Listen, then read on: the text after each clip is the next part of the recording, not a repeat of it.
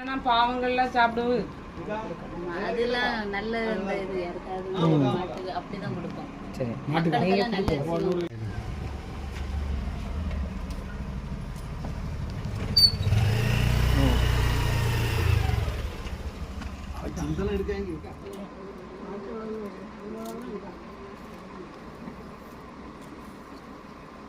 புழு வச்ச அரிசி.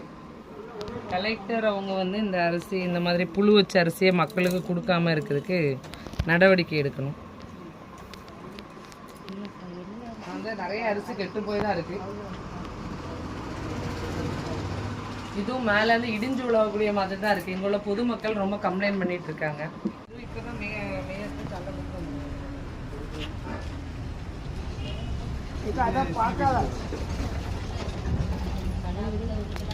அப்போ நீங்கள் எல்லா